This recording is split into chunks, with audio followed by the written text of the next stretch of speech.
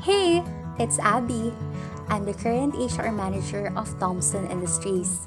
Today is another day to work, and today seems to be a quite busy day. But before I go to work, I want to explain first how recruitment goes, what recruitment itself is, what is the recruiting goals, recruiting sources, and how is recruiting in a global perspective.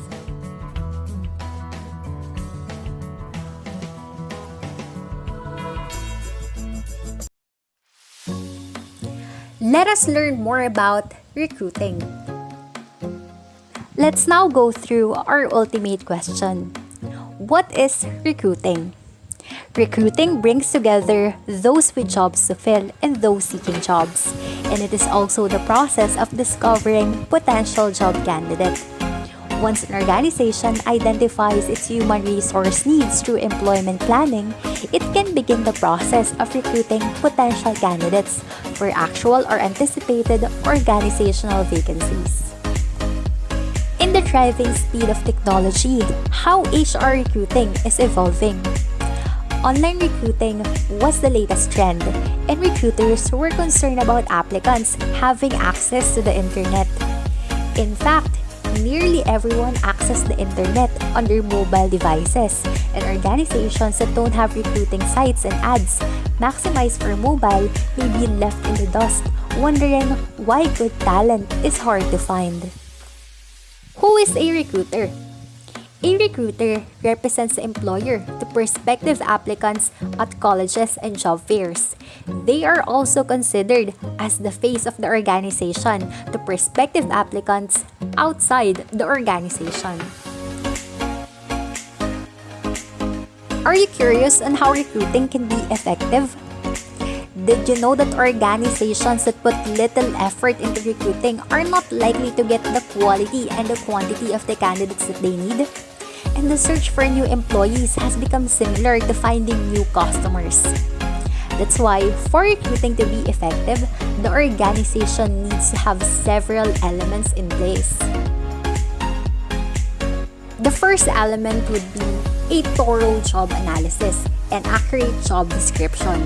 It is very necessary along with an understanding of the organizational strategy and the role of the jobs in achieving the organizational goals. Another element is a strategy for finding qualified applicants inside or outside the organization that possesses the qualifications listed in the essential functions and job specification needs to be established and pursued. Lastly, an effective recruiting process requires a significant pool of diverse candidates to choose from. Achieving a satisfactory pool of candidates, however, may not be easy, and recruiters need to know the best place to recruit qualified candidates. Activities include participating in job fairs, developing an online presence, visiting college campuses, and developing community or industry contacts. Let's now go through employment branding. Employment branding makes the company name stand out when applicants are researching employers, and it also creates an image of the organization for the community, employees, and potential employees. Essentially, it's about marketing the company as an attractive employer in the same way that customers have distinctive brand images. Did you know that according to Career Builder survey, 90% of employees consider employment brand when deciding whether to apply for a job? And take note, a strong employment brand can be developed by HR, or they may grow organically from a strong organizational mission or culture. Job seekers also consider other aspects such as the company's reputation for treating their employees well. Another one is the culture of the company. And lastly, the reputation of the company in the community. Let's now know what challenges can a recruiter possibly have, and what recruiting challenges can a company possibly experience. One of the challenges that a recruiter may have is too many or too few applicants. Did you know that undersupply of applicants can be a challenge in times of economic growth that result in a tight labor market? On the other hand, high employment can result in overqualified candidates or an overabundance of resumes. Another challenge can be organization image, because the image of the organization can be a recruiting liability. Did you know that in certain communities, local firms have a reputation for being in a declining industry? And that's why many employers are putting considerable effort into developing a positive image or branding to their employment experience, much the same way as the products and services they are marketing.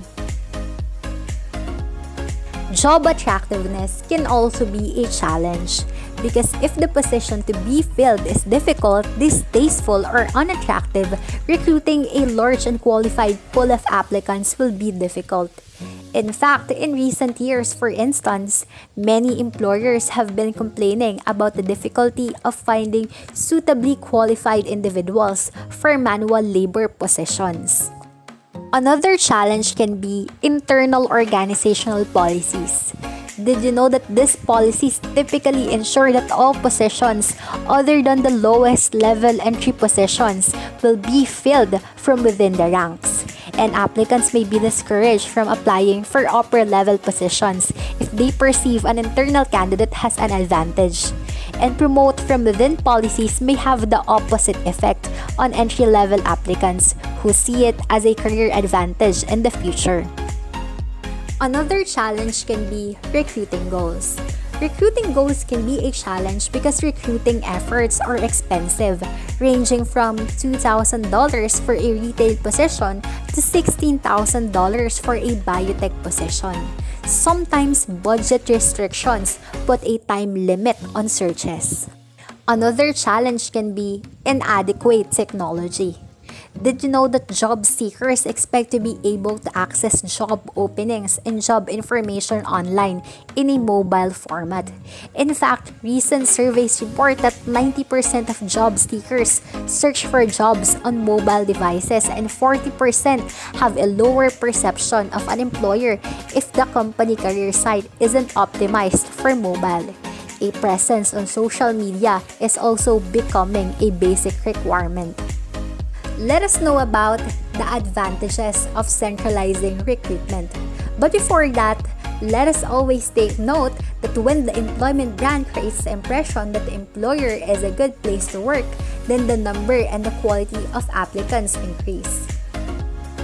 One of the advantages is it strengthens the employment brand. Second, it eases in applying strategic principles.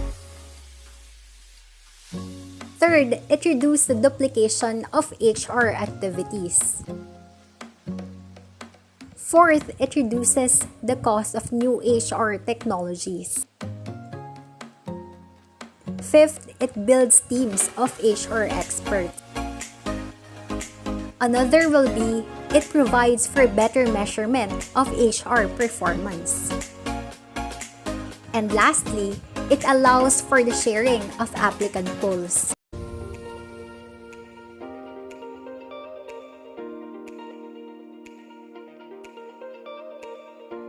We are already in the second half of our discussion, and now let us learn more about the different recruiting sources.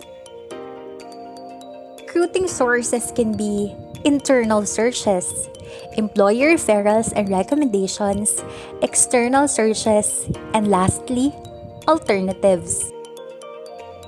Recruiting is more likely to achieve its objectives if recruiting sources are designed to attract the best candidates.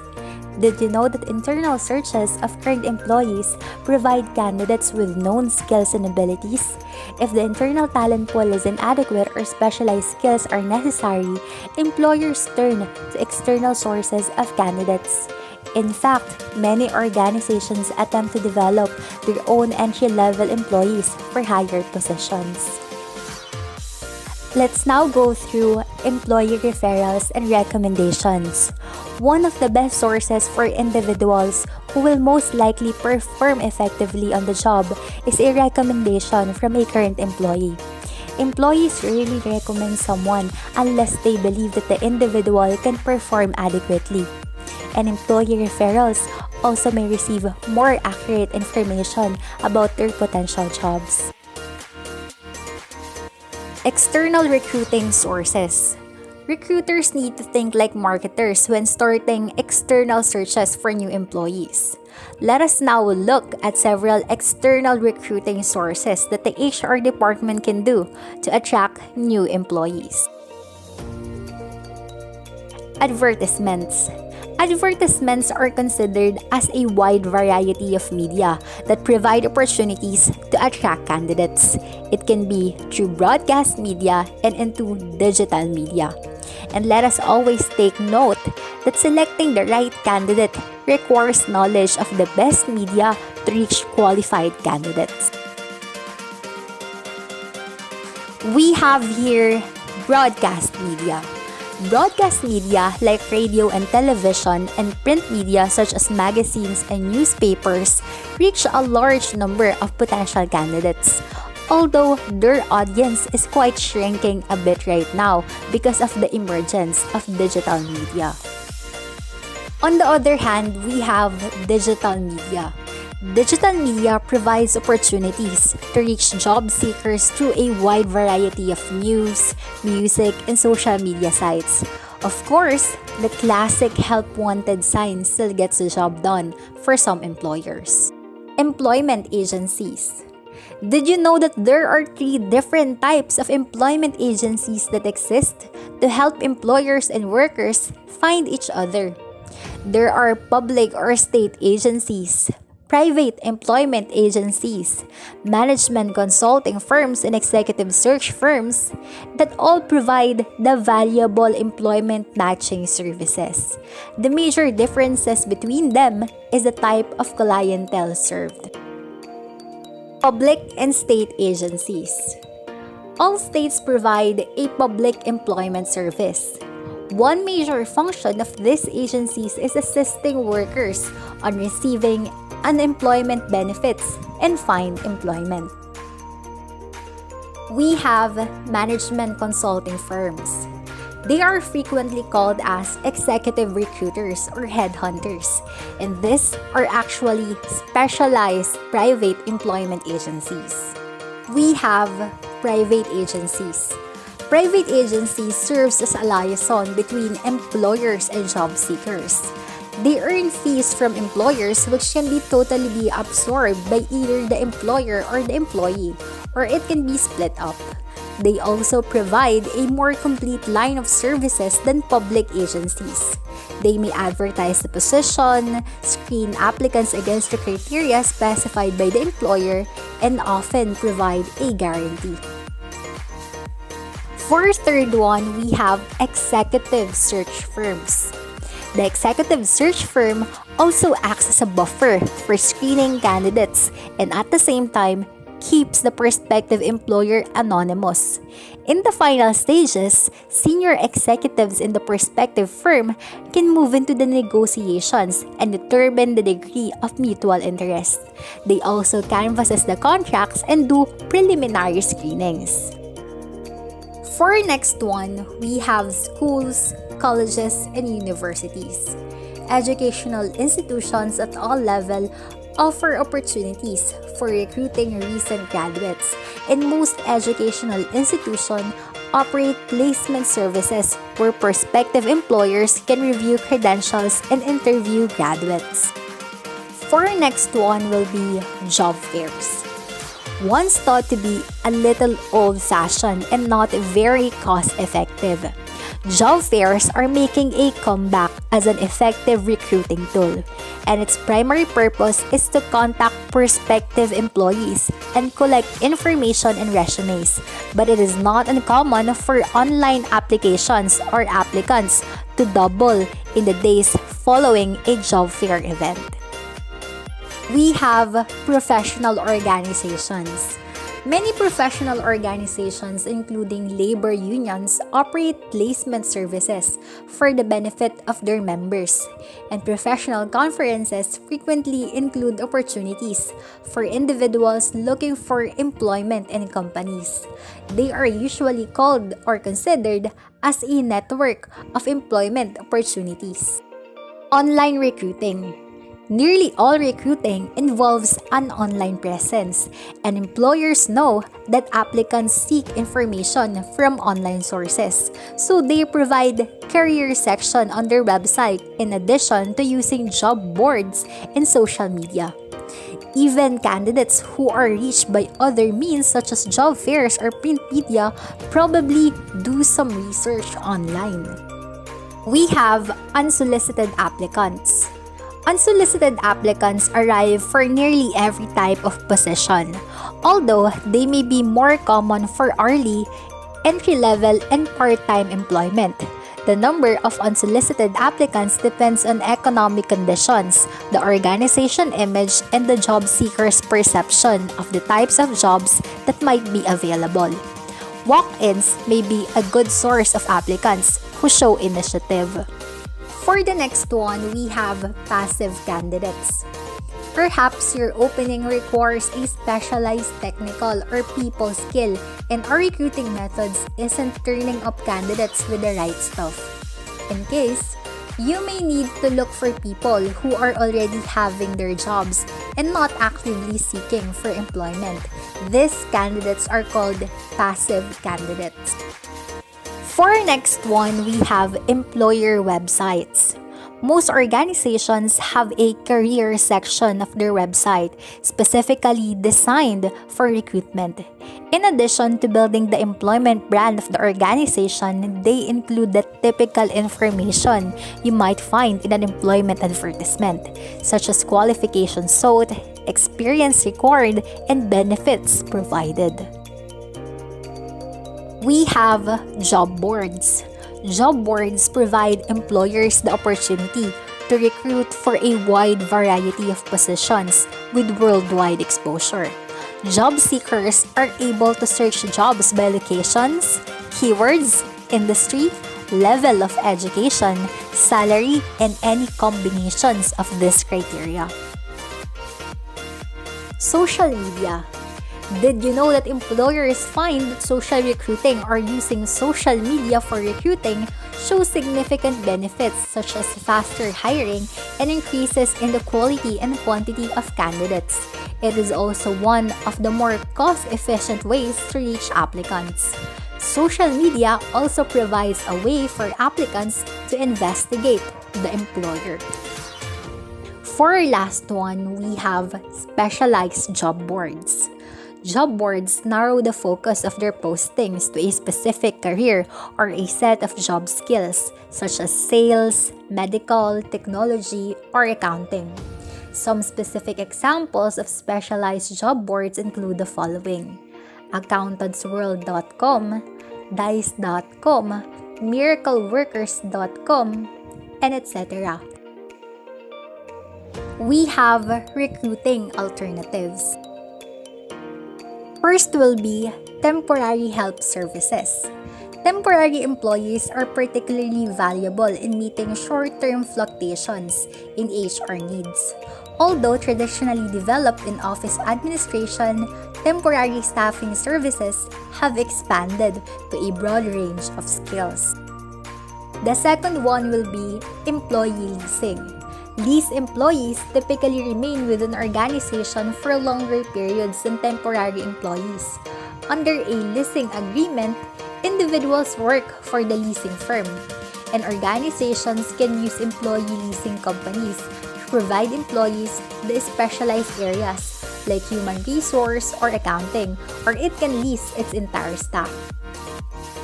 Lastly will be independent contractor. Independent contractor agreements benefit both the organization and the individual because the worker is not an employee, and the company saves costs associated with full or part-time personnel such as insurance benefits, social security taxes, and workers' compensation premiums.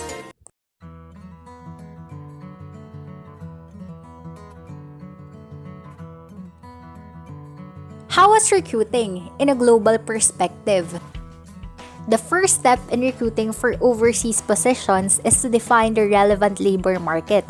For international positions, however, that market is the whole world. Organizations must decide if they want to send a home country employee overseas, recruit in the host country, or overlook nationality and do a global search for the best person available. Let us learn more about home country nationals. Home country nationals are recruited when an organization is searching for someone with extensive company experience to launch a very technical product in a country where it has never been sold before. Next will be host country nationals. Host country nationals are targeted as recruits when companies want each foreign subsidiary to have its own distinct national identity. Did you know that in some countries, laws control how many expatriates a corporation can send? What is an expatriate? An expatriate is an individual who lives and works in a country of which he or she is not a citizen. And you should always take note that recruiting, regardless of nationality, may develop an executive cadre with a truly global perspective. Let me also discuss the different terms or different aspects interconnected with recruiting, such as your own job search. The job seeking process is possibly one of the most stressful situations you will face. Do not expect the search to be quick and easy, particularly in times of high unemployment in our society. For our next one, we have preparing your resume.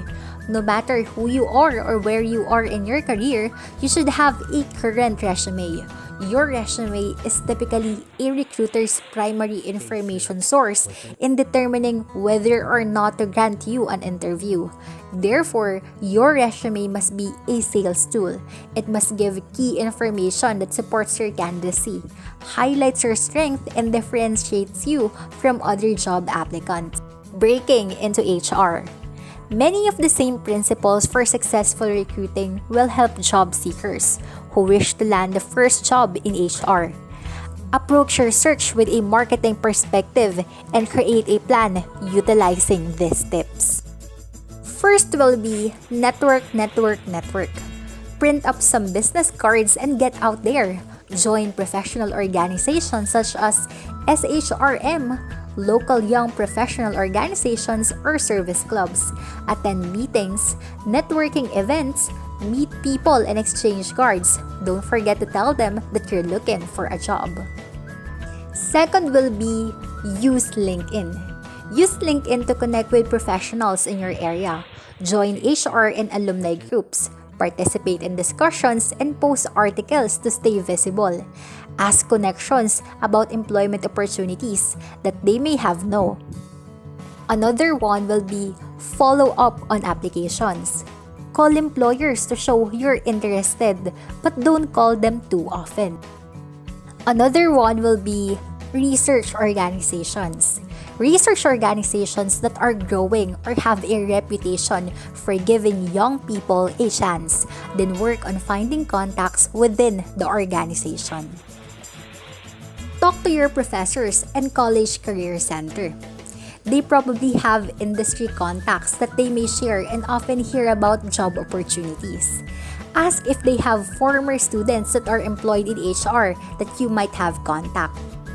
For our last tip, we have develop an elevator pitch. Create a 30-second personal message explaining your goals and qualifications when you have a brief opportunity to make an impression on someone who can help you. And that ends our discussion for today. I hope you learned a lot and thank you for listening.